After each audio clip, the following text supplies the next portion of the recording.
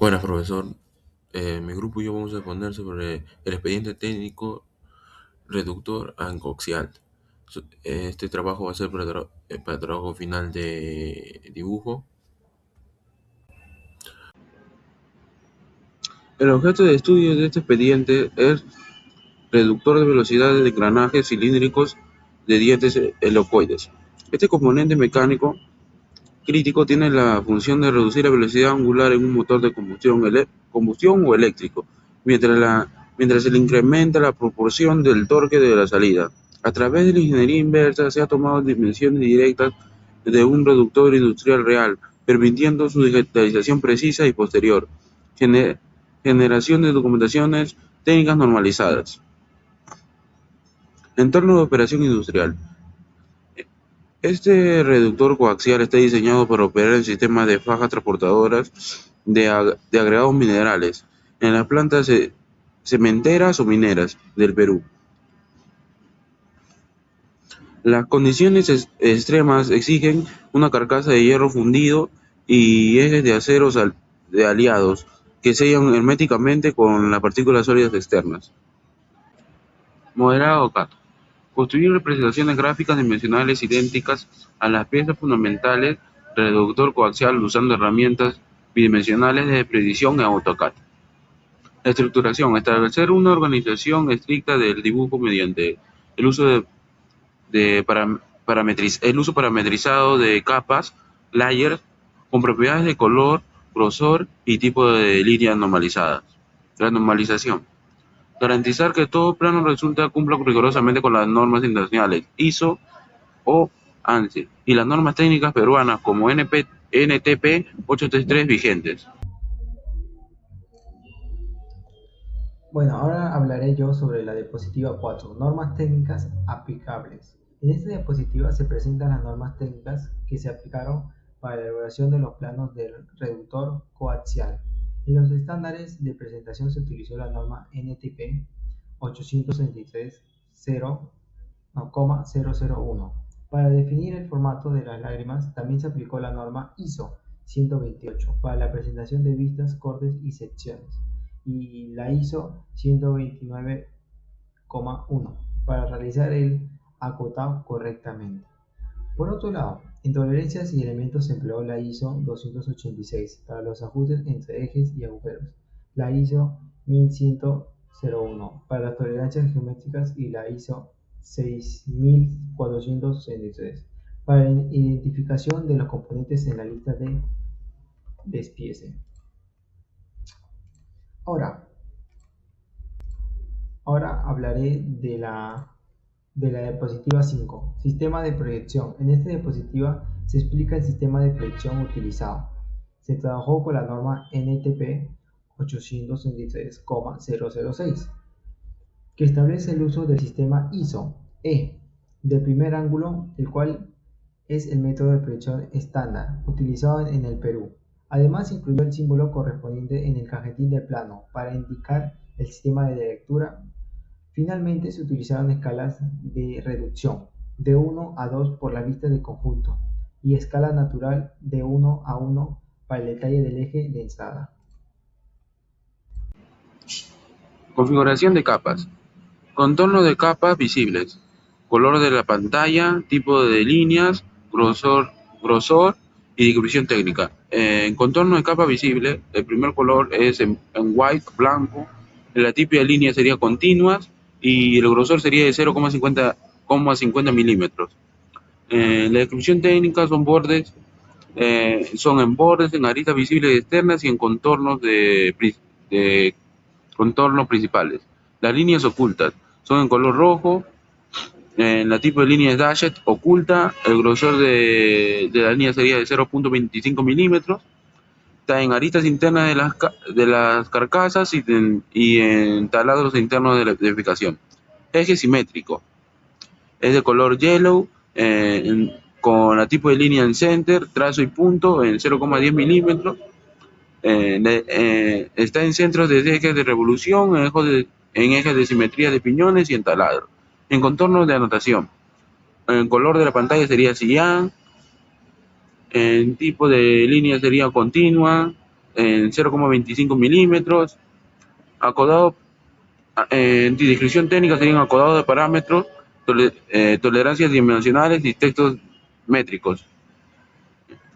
Nombre de cortes, serían color verde, continua en 0,13 milímetros, sería rayado en secciones como en Hatch con patrones normalizados como en ANSI 3.1. Formato, formato cajetín, ¿no? Sería todo en magenta, en continuo, tipo de línea y 0,70 milímetros. Marco externo de la lámina A3, imágenes de cuadros rotulados.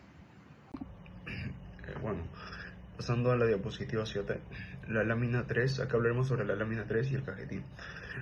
Sobre las dimensiones y márgenes, seleccionamos un tipo de hoja en formato A3 y utilizando las dimensiones de 420 por 297 milímetros, debido a que ofrece un espacio más óptimo para poder así albergar las vistas del conjunto y de detalle del reductor sin comprometer la legibilidad que tenemos nosotros hacia el texto, ¿no? Y bueno, en el margen de cuadernación establecido estrictamente en 25 milímetros en el lado izquierdo para permitir así al archivado del expediente técnico. En los márgenes perimetrales utilizamos 10 milímetros en los extremos, perdón, en el extremo superior, inferior y en el lado derecho. Y en el cajetín de rotulación ubicado en la esquina inferior derecha con las dimensiones normalizadas de 175 milímetros de la longitud para mantener así una proporción visual adecuada. El plano de conjunto y BOM. La definición del ensamblaje del plano de conjunto es que es el documento que ilustra el cómo encajan exactamente todas las piezas constitutivas del reductor de velocidad.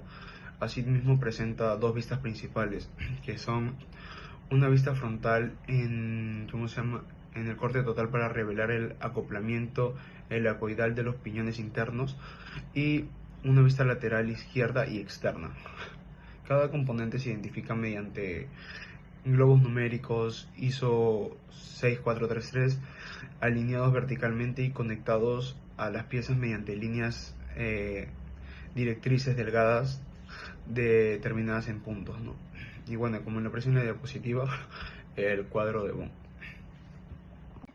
Y bueno, pasando al despiece y el eje de entrada, detallado del eje de transmisión para la fabricación del eje, es imprescindible contar con un plano de especie detallada en escala natural 1:1, que incorpora detalladamente geométricos finos. En los cheveretos, en los keywise, detallados mediante cortes locales para definir la profundidad, que es el T1, y el ancho B, según norma DIN 6885 para la fijación del piñón helicoidal. En los asientos de redondeamientos es una indicación estricta de tolerancias de ajustes para un conjunto mecánico a presión con rodamiento SKF. Así en el acabado superficial, símbolos de rugosidad media, ¿no? Especificados en micrómetros, ¿no? Que equivalen a un 0.8 para asientos y uno de 3.2 para partes libres. Diapositiva 10 de por maquetación de Layus. En esta parte explicamos cómo organizamos los planos en AutoCAD utilizando el Molder Space y Paper Space. El Molder Space es donde dibujamos todas las piezas a tamaño real, es decir, en una escala de 1:1.